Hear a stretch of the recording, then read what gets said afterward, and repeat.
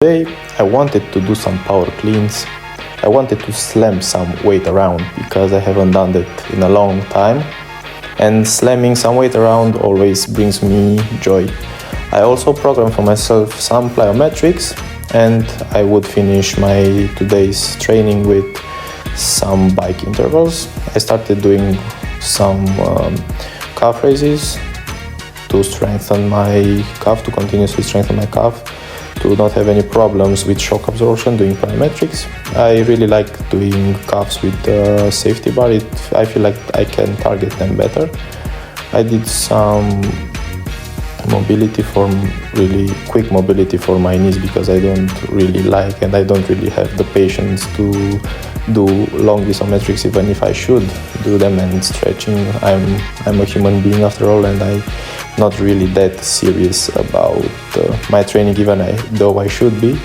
I know there are a lot of stuff I can and I should improve in order to maintain my overall health and training capabilities. After finishing with the calf raises, I did some one-leg box jumps. I did, I think, 3 sets of 4 reps on each leg. I still think that I'm a little bit too early in my program to start doing these one-leg jumps. As you can see, it's not really explosive, and also the landing presents a little bit of difficulty for me balance-wise. So I really think I should stick to something more basic in the vertical plane and start doing maybe loaded box jumps, which I'm going to program for myself in the next trainings, and maybe I can catch some on videos. The, let's say, bad part about doing plyometric training and some power training is the big breaks you're supposed to take between exercises in order to allow your nervous system to recover a little bit, in order for you to exert maximum force during those bouts of effort.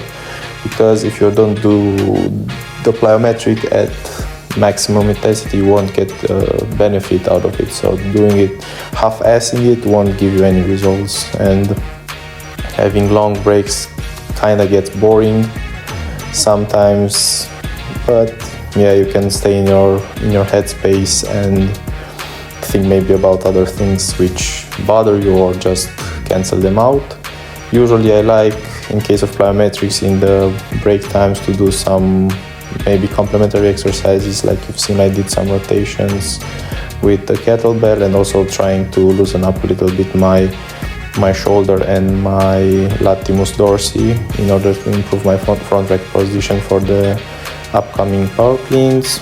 Here you can see my second set of box jumps. They are a little bit more explosive than the first set. Usually until I get to the last set, I feel more explosive, and last set is usually the best set, or that's what I'm trying to do usually. Continuing with the kettlebell rotations, working a little bit on my core and rotational movement in order to keep a healthy spine, and also develop a little bit of athleticism. Yes, again doing the banded activation, if you can call it banded activation, banded stretching maybe. And now the last set for the box jumps. I'll just leave you with the video for now because I don't know what to say anything else than that.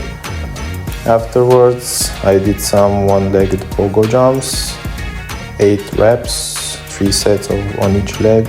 I still think that doing 8 reps on each leg is a little bit too much for me now, because I can't really push that hard. But every time I do one leg exercise, I realize that I'm not really strong on only one leg, and that's kind of a little bit frustrating, let's say. But also it tells me I have a lot of work to do in the strength department, also on both legs, but also on one leg.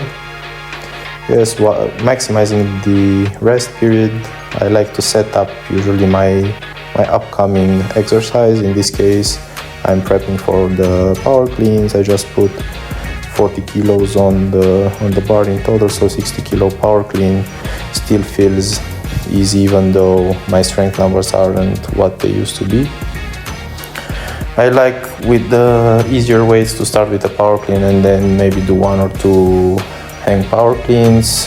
Here we go up to 80 kilos, again doing 1 or 2 reps at this weight in order to find a proper weight for the exercise. I wanted to find the weight which feels heavy-ish and challenging for me, but still keeping the weight, the speed under the bar, and also feeling explosive. Here is the first, let's say, working rep at 90 kilos. I can say that it looked pretty decent. Also the speed was there, and the effort for me, what I perceived, wasn't that big.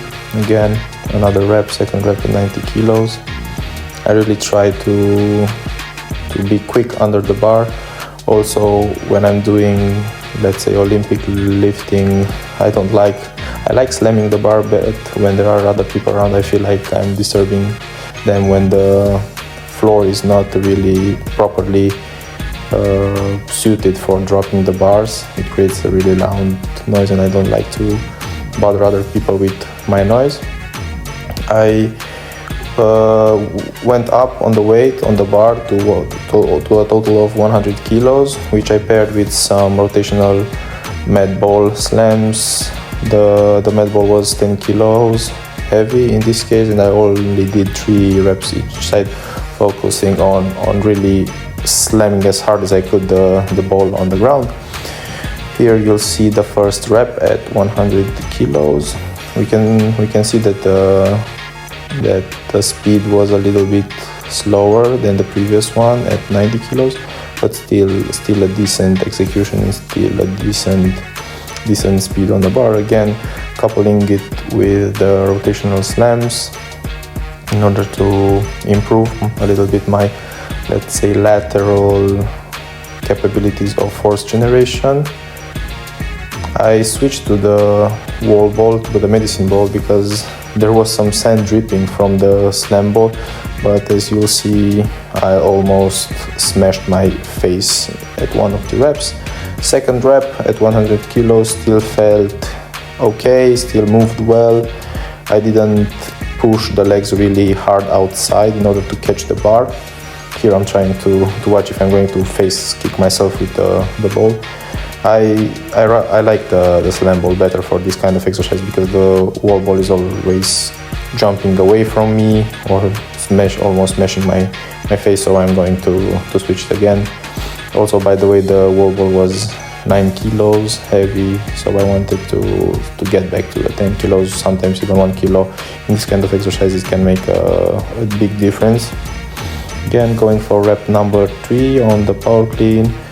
You can see that my pull is getting slower with the third rep. Also my legs flare out a little bit more in order to drop a little bit more under the bar, but still looking okay.